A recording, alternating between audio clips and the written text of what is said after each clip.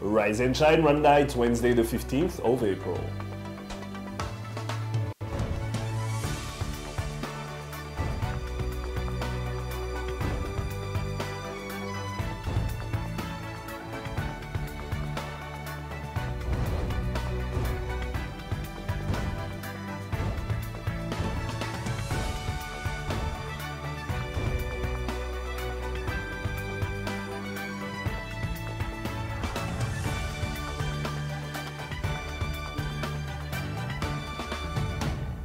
Coming up on today's Rise and Shine Rwanda.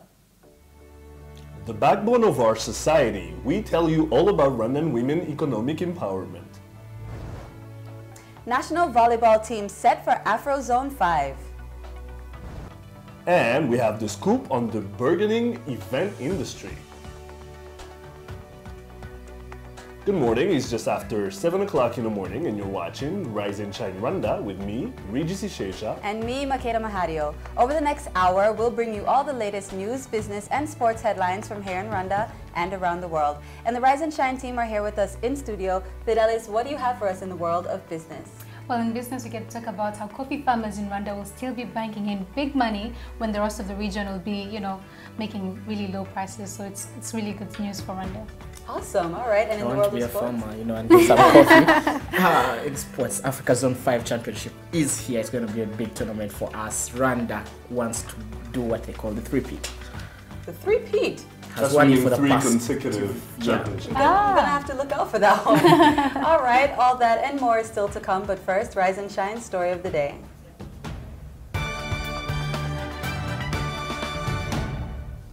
Considered the crown jewel of the development of Rwanda, women are not only getting the help they need, they're taking matters in their own hands. The Ministry of Gender and Family Promotion has put forward a plan for women economic empowerment, and the results are plain to see. From Kigali, Huye, and Rubavu to rural Rwanda, women are the heart and soul of Rwanda's rebirth, and there are even greater things to come. Take a look. We wish to sustain the energy and commitment levels we started with. Perhaps at even a personal basis, some of us may have experienced the excitement of starting something, but it's more demanding, yet even more important to keep the momentum going. The Rwandan woman is one of the true success stories of our country, and our First Lady, Jeannette Kagame, couldn't embody that any better. Women economic empowerment is not a trendy topic here in Rwanda. You can see it and feel it with the Ministry of Gender and Family Promotion doing all it can to help and inspire women to design their own future. When you talk about economic empowerment, we talk about holistic approaches that target women and younger girls. Here we make sure that these women can be able to design viable projects, these women can acquire loans, these women can participate in all economic activities of our country, ranging from infrastructure, ranging from businesses. They can go and register business in RDB. They can do everything, not only in Rwanda, but they can even cross borders and even be involved in the exportation and importation of every aspect of this country. With the government putting a real emphasis on promoting families, the woman is at the epicenter of the progress. As you're aware, our government of Rwanda believes in people to participate collectively. So we have to work with our mothers, our sisters, our aunts to empower our country. What can women, whether in cities like Kigali or in rural Rwanda, truthfully accomplish these days? For example, if you see now with the establishment of what we call cooperatives called the Murenji Sacco, since they were established, now it is close to 2 million people. Globally, but we have 800 women being involved, and so far they have been able to secure a loan of more than 6 billion. I talk about women, this is a very good achievement. So we see that women are coming, they can now open accounts, not only accounts, but they can go above and even acquire loans. That's the only one in the circle. But even go to other commercial banks, you see women are doing well. Go to RDB and see, women can now open accounts. Women can open businesses. They now have companies that they can compete, they can bid. So we can say that they are really achieving a lot, but you haven't reached where you want to be. We still target for more. As we're commemorating the 21st anniversary of the 1994 genocide against the Tutsi, the Ministry of Gender and Family Promotion is also making sure widows of the genocide are not forgotten. When you talk about genocide survivors, mostly when you trace right away from 1994, we see that this genocide affected mostly women. When you find many widows, they are vulnerable, and there are special programs that target these people. We make sure that we bring them inclusive approaches and mechanisms to make sure that they are also being included. Here what we do, we make sure we bring them together. They form cooperatives. Then we identify their needs. Then we make sure that we do advocacy, not only advocacy, but we make all means to make sure that their needs are being met. So we make sure that we meet them at their point of need. Now, what's the future looking like for the Rwandan woman? We have very many projects in place that are targeting women, but specifically for women who are still vulnerable and women in rural areas. Here, for example, we have a big project that towards skills development for women. Secondly, business startup and entrepreneurship for women. And thirdly, we have another project that is targeting these women street vendors and hawkers, where we see it as a challenge to make sure that these women are brought together, they are given a startup, they are given a favorable condition to work from. So we are targeting all these projects to make sure that women well-being is being catered for in our country. Of course, I could not resist the urge to ask Jean Bosco about what made him embrace such a noble cause. As you are aware, our government of Rwanda believes in people to participate collectively. So we have to work with our mothers, our sisters, our aunts to empower our country. The backbone of our society, indeed. Regis Isheja, Rise and Shine Rwanda. And joining us in studio now is Jean Bosco Murangira, Director of the Women Economic Empowerment Unit at the Ministry of Gender and Family Promotion. Good morning, Jean Bosco. So, you mentioned SACCOs, cooperatives. Tell us truly what's been going on. How much have you guys been empowering these women? Thank you. First of all, I'd like to thank you to welcome me in your Rise and Shine program. As you know, our government believes in putting in holistic approaches to empower our people, mostly the less privileged. And this is how we came up with this approach of Umurengi Sacco, which is proximity to people. As you are aware, each sector now has what we call cooperative Umurengi Sacco. Right. And this cooperative Umurengi Sacco is targeting those people who are less privileged to be attractive to commercial banks. So this is even how women, as a ministry, we see them coming in. They open accounts, they make groups, associations, village and saving associations, they graduate to cooperatives. So they even graduate and acquire loans. And we see it as a very attractive approach that is helping these less privileged people and specifically women. So when we talk about Umurengi Sacco, this is what we mean, where these women is at their proximity and they can acquire what could be acquired in these formal banking institutions. So we are very proud of this initiative and really our people are benefiting from this program. Right now, there are so many moves being made to empower women across the board. But of course, you know, you all are making very many moves as well. Do you think that, because right now it already feels like the development is going very quickly, do you think that maybe the next generation, like our kids or our kids' kids, will be needing this amount of help? The women, of course, the girls. You see, when you talk about development, it's a gradual process. You can't just wake up and you find everything is well. So we believe that the next generation will find the platform conducive and environment for them. So the next generation will not struggle like the one we are struggling with today.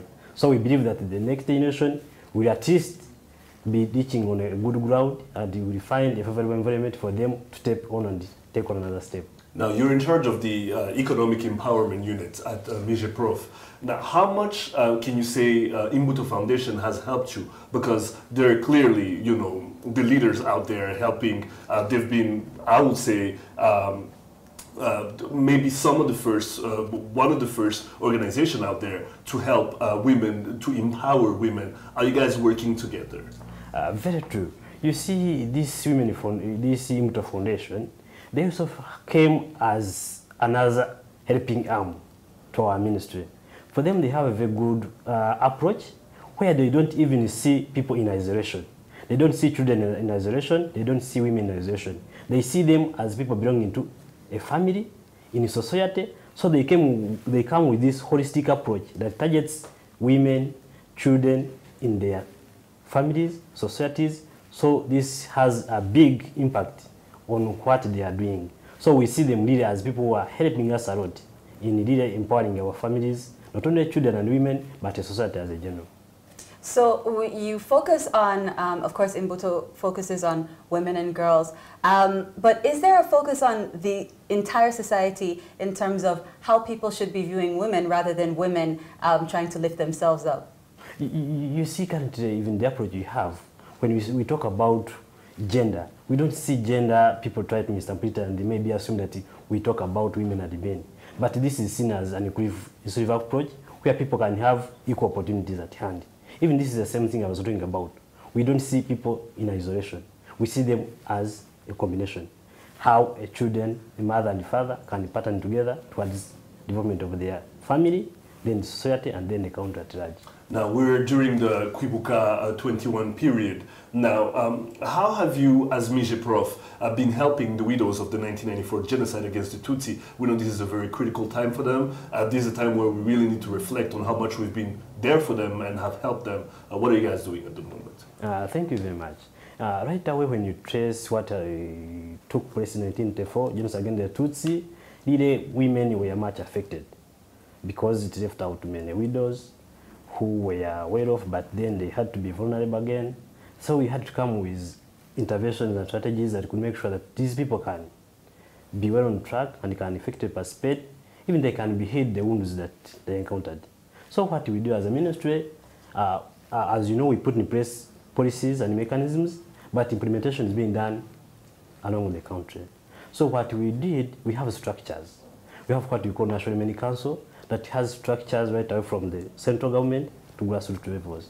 So we make sure that these people mobilize these women and all strategic interventions that are in place to help genocide survivors of 1994 genocide. These become the first primary beneficiaries. Right at the moment now, as what I can tell you, we are working with all districts to remember women and children who were killed in 1994 genocide. So each district we are identifying a unique date and even giving specific interventions to meet their needs. So that's what we do every year, but not every year, but we keep on tracing to make sure that these people can be included in all aspects that we try to develop to make sure that they are included in the society. So what are next steps? What plans are in the works right now? Right at the moment, as I told you, we wrote to districts to make sure that they organize at their communities to remember women and children, and even to identify their needs, and even to bring on board partners to make sure that they can effectively contribute towards these needs. For empowerment, what are you guys doing next? So for empowerment, what we do? Right now, we as a ministry, we believe that skills is the key to people's empowerment. So we have in place skills, what we call massive short-term trainings that target younger women and girls, where we bring people together. They acquire massive short-term trainings for a small period of time, ranging from 3 weeks to 6 months. So after acquiring a skill, this person can at least go to the bank and acquire a short-term loan and buy a toolkit. We even do advocacy. We make sure that they acquire a toolkit, right, of which can facilitate them to do what? To compete on the labor market. Secondly, after getting a skill, we believe you can go outside and you can be able to be included into the labor market. Jean Bosco Murangela, it's been an honor to have you on the show. Thank you very much for coming and joining us. Have a great day. Thank you. You're watching Rise and Shine Rwanda. Stay with us. We'll be right back.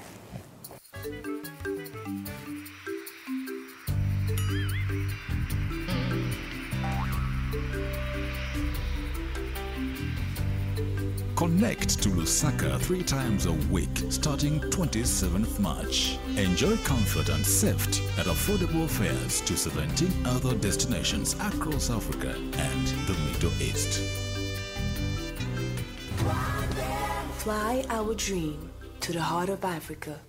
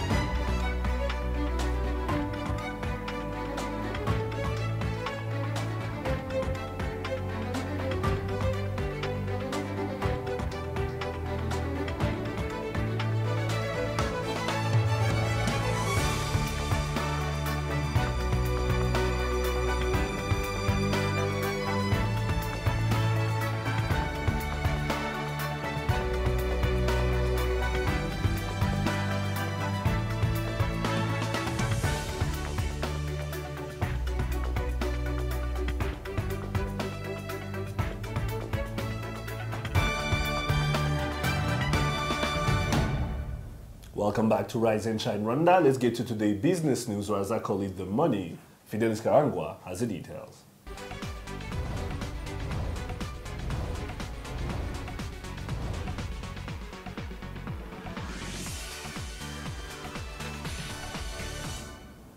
Business stories making headlines today. The National Agriculture Export Development Board is confident the country's coffee quality will protect farmers, processors, and exporters against the current decline in prices on the international market.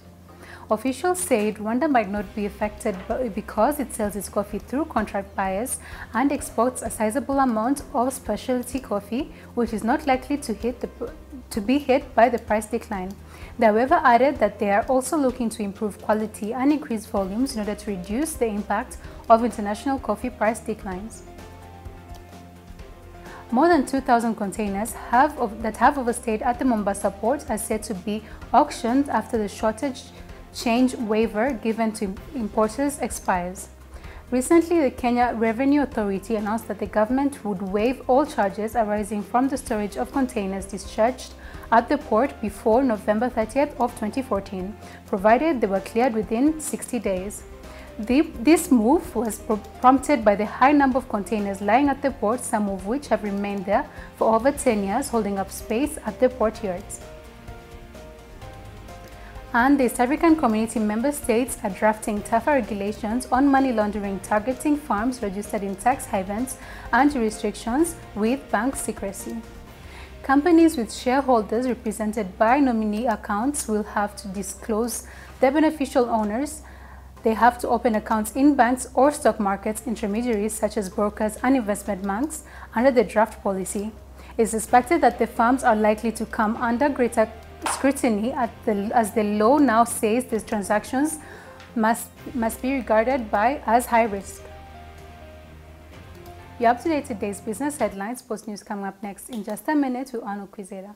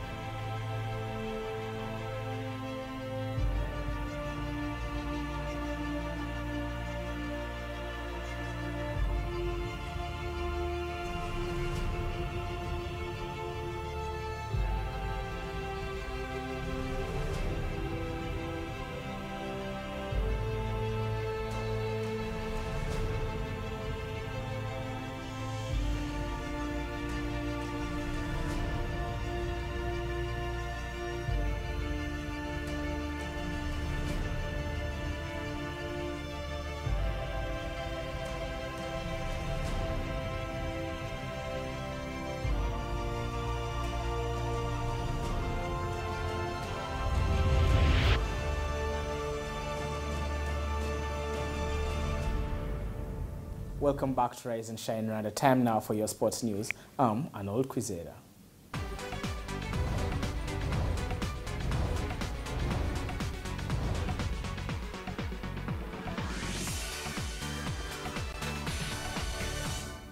Starting with handball, Kenya, Burundi and Uganda are expected to take part in the Genocide Memorial Tournament slated for the 6th to the 7th of June in Kigali.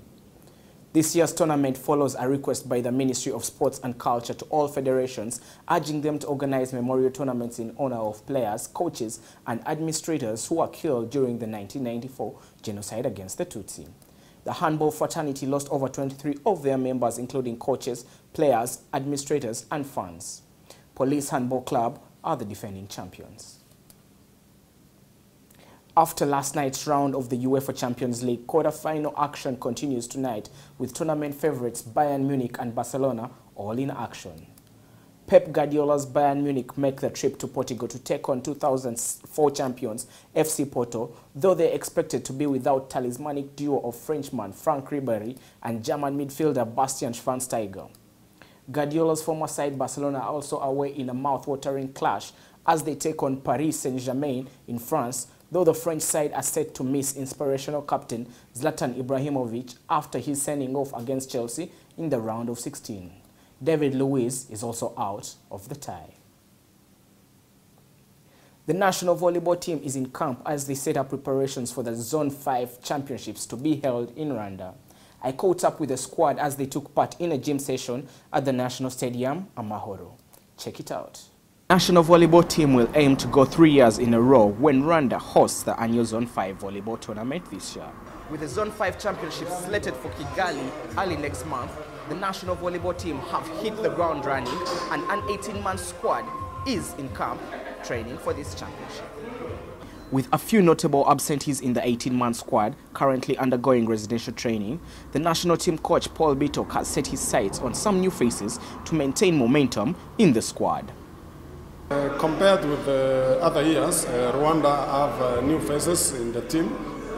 In fact, it is more than 60%. This is because of the injuries that we got at the course of the season. We don't have Christopher Mukunzi, who got injured in Turkey. We have also some players who are in the team, but they are still undergoing treatment. This is Lawrence Yagan, who is a captain now. We have also Marsha, who is also injured by the arm. We have also Imabel, who is injured during the competition in African Club Championship in Tunis. And this is why we have the crisis, and we have promoted the junior players like Ive. We have Cavallo, we have Nelson now coming up very well after undergoing 6 months training in Japan. I believe we have now a different team, not like last year. The absence of Captain Christophe Mukunzi has opened way for APR's Lawrence Guma to skipper the new look side. I expect a lot from these boys. They are young boys, but they are catching up with the training. The training we are doing right now, they are coming up with it. So I believe that we can do something better in this championship. As hosts and defending champions, one would expect the team to feel the pressure, but some of the experienced heads in camp think otherwise. No, you know, normally this game is a game of teamwork. It's a game of 6 people, it's not a game of an individual person. So when we work as a team, we can still cover up for the players who are injured. Nuba nashidikanyije usibye ibishobora kubaho muri sport nta kibazo twagombye kugira kugira ngo dutsindira competition. Amakipe giye gukina nayo na amakipe tuzi na amakipe dusanzwe dukina muri rusange kandi tumaze igihe tuyatsinda. Iyo ni afite ikibazo kuri twebwe ntabwo ari twe dufite ikibazo kuri bo. Bo baradutinya ko tumaze igihe tubatsinda. Rero ndumva nk'igihugu mu Rwanda nka equipe y'u Rwanda nta kibazo dufite ko dushobora gutwara competition ya zone ya gatanu. The team is scheduled to depart next week for a 4-game friendly against Cameroon, and the Kenyan tactician thinks this will be enough preparation for the squad. We are the senior players who have good experience. They have played in different countries, are professional players, but because of the injuries. So now we are coming back again for the junior. And the only thing for these guys to reach another level, they must play many friendly matches before the competition. Otherwise, we will have a problem of inexperience from the players. Volleyball has been one of the few success stories in Rwandan sport recently, and hosting of the African Zone 5 Championships will be a stunning test to these credentials. Arnold Kwizera, Rise and Shine, Rwanda. All right, Arnold, so what are the chances of our team in the Zone 5 Championship? I think, one, a home team is always a home team, and Rwanda playing in front of their buoyant home crowd. Volleyball attracts a lot of people. For people who have been going for games, I've been lucky to go for some league games, APR playing, Inatech playing, Rayon Sports playing. Volleyball attracts a very strong crowd. But then when you look at the region, Rwanda has beaten Kenya for the past 2 years, and Kenya, will say, are the strongest opponents in the region. But the current crop of Kenyan team, they have maintained their team from last year, including 3 professional players that play in the European leagues. And I think that will give an advantage to the Kenyan team, being that they are more experienced than this current crop of Rwanda national team. 4 starters. Don't forget, in volleyball, it's a 6-man sport. So 4 of Rwanda's starting 6 are not available for this tournament. And so that's why you see the likes of Eve have been called in, who are junior players. Some injuries for the national team, again, the current crop of national team, including Vincent Kasongo. You were asking about him a few days back. He plays for Inatech. He's a very hot-tempered player, but one of the most reliable attackers we have in camp. Adolphe is in camp, Adolphe Mutoni, who is also one of the most experienced players Rwanda has to offer. And the team are lucky that they got a friendly. They're going to Cameroon for 1 week to play 4 matches against the Cameroon national team to prepare them for the Zone 5. Coach, when I talk to Coach Bitok, he feels like the competition may again come from Kenya and the Ugandan teams. The Ugandan Army side lost to APR in the Army qualifiers, and the big bulk of the current crop of national team are APR players, including the captain himself, who we talked to, Lawrence Guma. So I think it will be a tight contest, but Rwanda being the home team, I think they will outweigh the nerves and go on to get the coveted three-peat title. Now, the handball genocide memorial tournament, Kenya, Burundi, and Uganda are going to be taking part in it early June. Tell us about what to expect there. Yeah, it's an annual event as the commemoration of the genocide still goes on. It's going to be on the weekend of the 5th to the 7th of June here in Kigali. Most probably the tournament will take place in Nyamirambo. Police Handball Club again coming as favorites, but when you look at their league form so far, they have not showed the class they had last year. APR are the form team, and I think it comes from the fact that Police, APR got the new coach, the new tactician, who was Police's former coach. But again, Police will come in as favorites, being that they're the home team. They didn't perform so well at the African Zone 5 Championships last year. They were comprehensively beaten at the club championship levels by teams from Uganda and Kenya.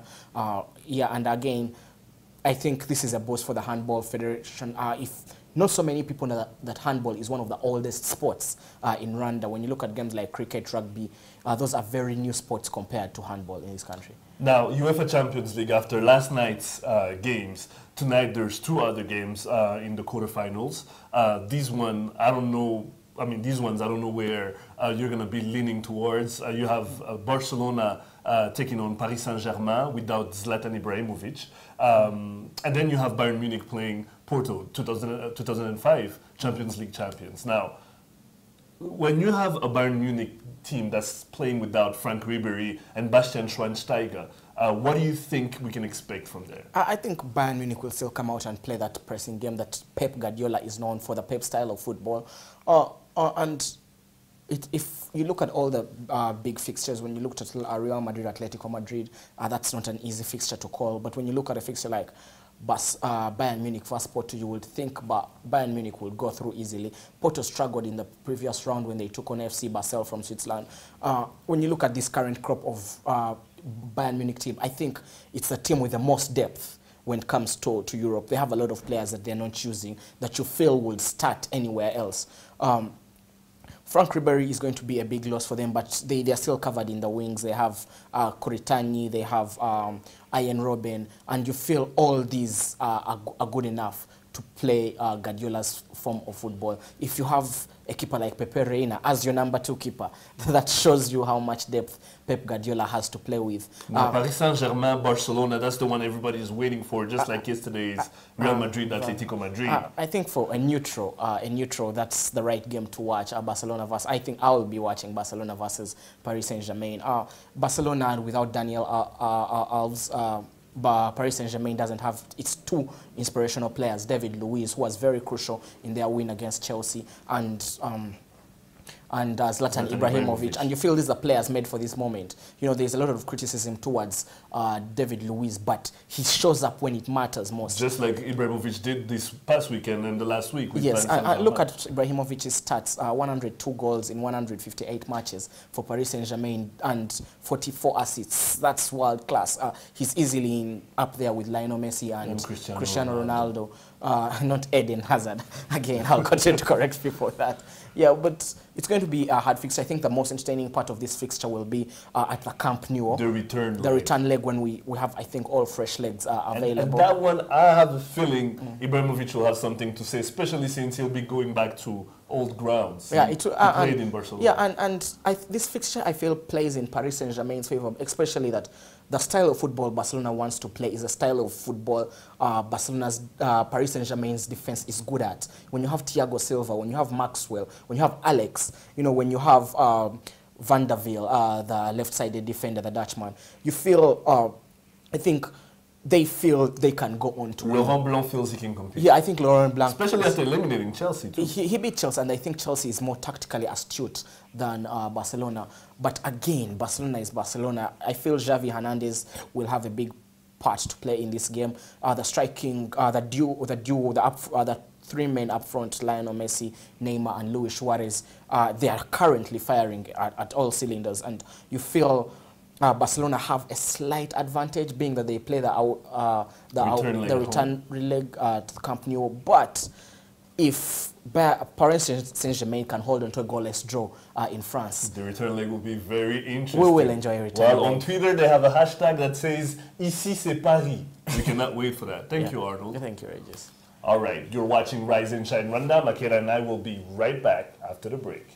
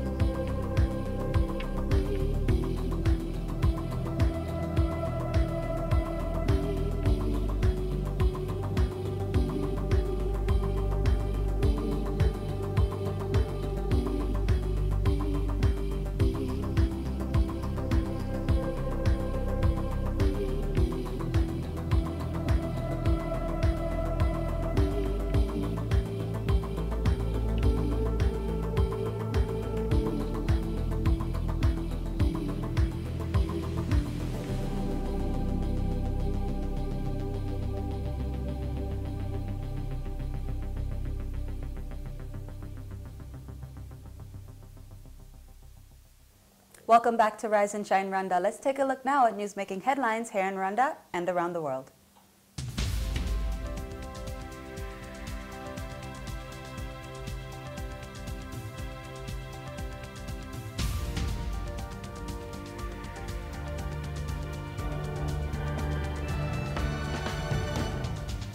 His Excellency President Paul Kagame met Burundian President Pierre Nkurunziza in Huye ahead of Burundi's presidential election set for late June. The meeting took place in the border town of Huye, where President Kagame had met with students at the University of Rwanda and opinion leaders. The two heads of state discussed security in the Great Lakes region, regional cooperation in various sectors, as well as the election polls. Burundi's presidential elections are expected to be held on June 26. The Ministry of Health has announced plans to conduct quarterly inspections of private health facilities in the country. Officials said areas to be given priority will include clinical services, information management systems, employee welfare, among others. This is expected to help reduce reliance on international firms for accreditation of local facilities. Rwanda currently has 2 private general hospitals, Croix du Sud and Polyclinique de La Médicale. The Ministry of Disaster Management and Refugee Affairs has reported that more than 4,000 Burundian refugees have crossed into the country. Officials say the number had increased from 500 as of last week, with the latest seeing more than 300 refugees at a reception point in Gisagara district. The refugees have cited security concerns in the run-up to presidential elections slated for June. Authorities said there was a shortage of space, but security for the refugees will be guaranteed. And in international news, ceremonies are set to be held around the world to mark 1 year since more than 200 girls were abducted by Nigerian militant Islamist group Boko Haram. A parade was held in Nigeria's capital, Abuja, with 200+ girls taking part to represent each of the missing girls. The abduction of the girls in the Chibok in northeastern Nigeria sparked global outrage, with nations such as the US and China promising to help find them. Nigeria's president-elect, Muhammadu Buhari, said his government would do everything in its power to bring the girls home, but could not promise if they could find them.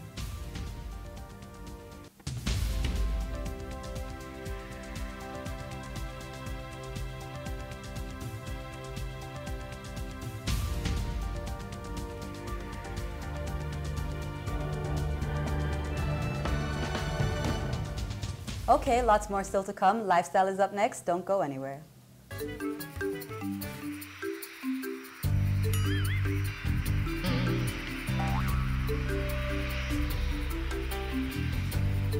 Connect to Lusaka 3 times a week starting 27th March. Enjoy comfort and safety at affordable fares to 17 other destinations across Africa and the Middle East. Fly our dream to the heart of Africa.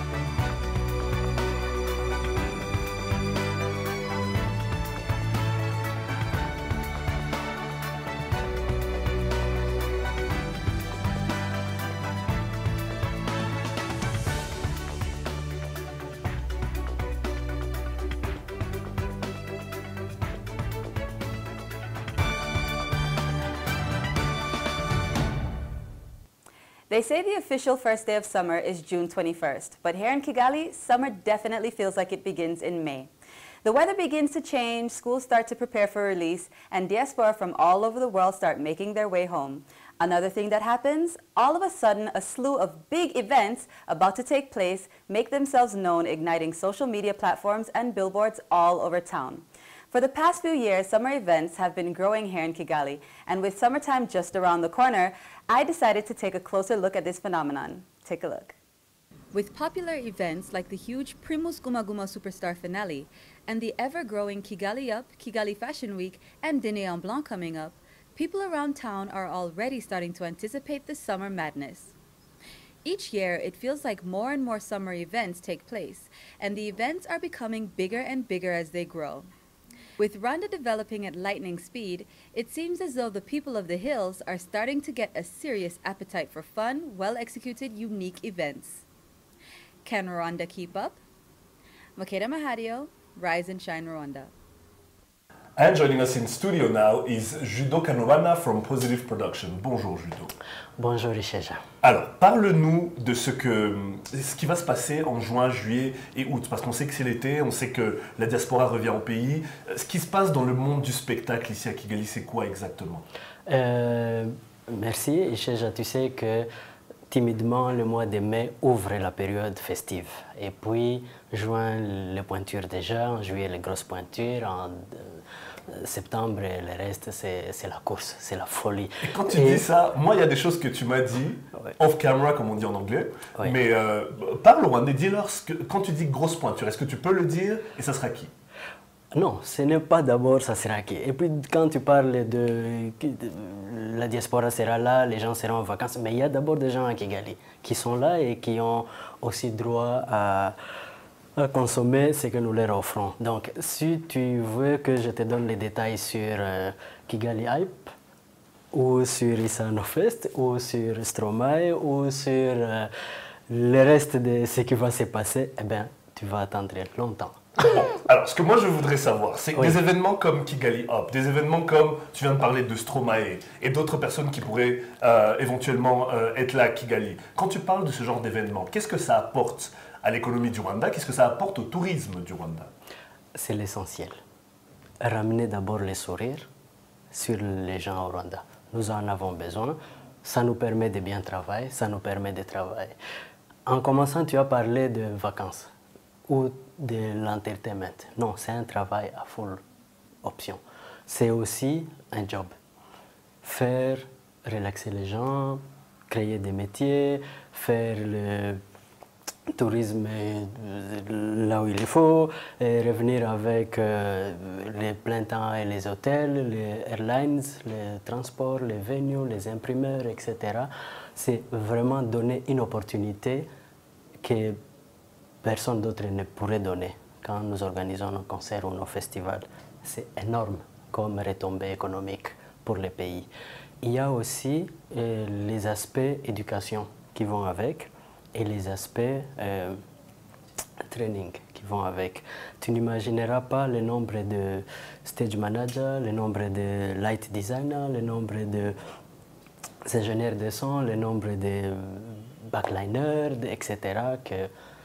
qui ont l'opportunité de trouver du job quand on organise tout ça. Comme quelqu'un qui a sa propre boîte de spectacle, je n'imagine même pas le nombre de gens qui bossent avec toi dans Positive Productions. Quels sont les obstacles que tu rencontres? À quel point ça devient difficile de faire ce genre de travail, de boulot? C'est sur la logistique, c'est sur les financements, c'est sur les budgets et l'expérience aussi. Le Rwanda est en train de filer, mais nous sommes encore en retard pour trouver des bonnes personnes pour faire fonctionner une vraie boîte d'événementiel.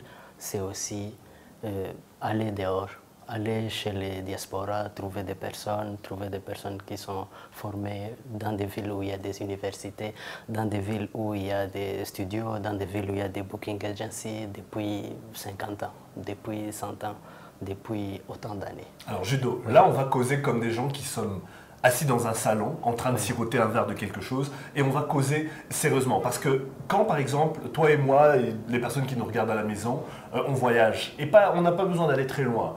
Dar es Salaam, Bujumbura, Kinshasa, Nairobi, quand on voyage et qu'on voit ce qui se passe dans la scène du spectacle dans ces capitales-là. Oui. Et qu'on sait ce qui s'est passé ici en décembre de l'année passée, en janvier, avec ce qu'ils ont appelé noise pollution. Est-ce qu'il y a une peur que cela revienne? Parce que jusque maintenant, je n'ai pas encore compris de quoi il s'agissait exactement quand ils parlaient des décibels, etc. Est-ce que maintenant on a un outil pour mesurer les décibels? Qu'est-ce qui se passe à Kigali en ce moment? En fait, Kigali est en train, j'imagine, de vivre deux contradictions. La première contradiction, c'est qu'il faut que la ville soit propre, il faut que la ville soit bio. D'autre part, il faudra que les gens bougent, il faudra que les touristes dansent, il faudra qu'ils sortent, etc. Or, ils ne peuvent pas sortir là où il fait tout calme. Et en même temps, les services ou le secteur privé n'a pas assez de moyens pour mettre tout en œuvre pour faire des salles comme en Suisse ou ailleurs, creuser, mettre les doubles parois, faire l'insonorisation interne et externe, etc., etc., etc. Ça demande beaucoup. Je sais que les gens y travaillent, je sais que ce qu'ils appellent noise pollution est en général tout ce qui est tapage nocturne ou diurne qui doit cesser, ce qui est une bonne chose. Mais les solutions alternatives avant qu'on y arrive traînent à arriver ou n'ont pas un schéma clair pour que les gens y arrivent. Parce que les gens doivent sortir, ils doivent danser, ils doivent s'amuser, ils doivent, etc. Et il faut qu'il y ait aussi des quartiers qui sont adaptés aux amusements, etc. Il faudra aussi qu'il y ait quand même un pourparler, un dialogue entre les deux parties qui doivent évidemment faire la fête et qui doivent réguler ce qui se passe. Alors pour revenir sur les normes internationales qu'il y a sur les décibels, où il est demandé 115 décibels par mètre carré avant que l'oreille humaine ne soit endommagée ou ne soit dérangée, c'est facultatif.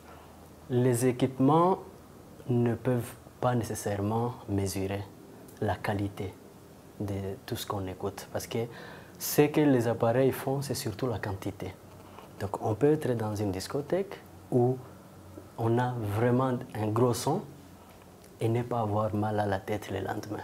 Tout comme on peut être dans un bus qui fait Nyamirambo-Kigali, il ne fait pas trop fort dedans, mais il y a tout ce qui est les tweeters qui sont foutus, les aigus sont au-delà et je te jure, vous avez 4 jours d'affilée sur les effervescents tellement que vous aurez mal à la tête. Et pourtant, ce n'est pas la quantité. Alors, on n'a plus beaucoup de temps, mais c'est important pour moi et surtout pour toi de dire aux gens qui nous regardent à quoi s'attendre cet été. Je sais que tu as dit qu'il y a des détails que tu ne peux pas encore nous donner. Je croyais que je pouvais te soutirer certaines informations. Mais par rapport à la venue de Stromae, par rapport à Kigali Hop, qu'est-ce que tu peux nous dire?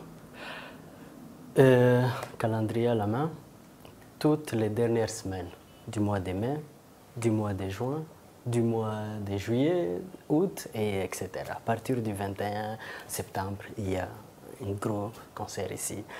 Août aussi, et juillet aussi, et juin aussi. Donc je sais qu'il y a, même pour le gouvernement, l'Equitizina, qui sera super bien, etc.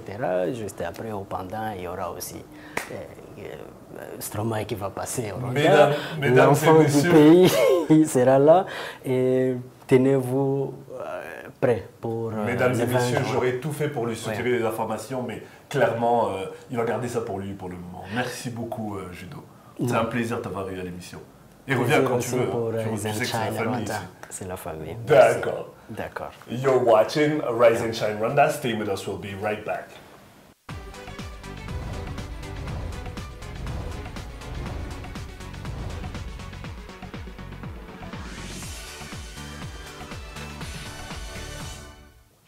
Don't forget, we'd love to hear your thoughts, comments, and feedback on what we're talking about here on Rise and Shine Rwanda. Tweet us at our Rise and Shine RW. We're always looking out for you. Like us on Facebook and send us any ideas for programs or comment on our features. Find us on YouTube, Rise and Shine Rwanda. Check out everything we upload. Find us on Instagram, Rise and Shine RW. We'd love to see your photos. Or check out our Rise and Shine Rwanda website. Well, that's all the time that we have for today, but remember, we do love to hear your feedback, so let us know if you have any ideas for the program. You've been watching Rise and Shine Rwanda with me, Makeda Mahario. And me, Regis Isheja. We'll be back here, same time, same place tomorrow, so do join us then. But for now, from the two of us, this beautiful team over here, have a great day. Bye-bye. Bye. Bye.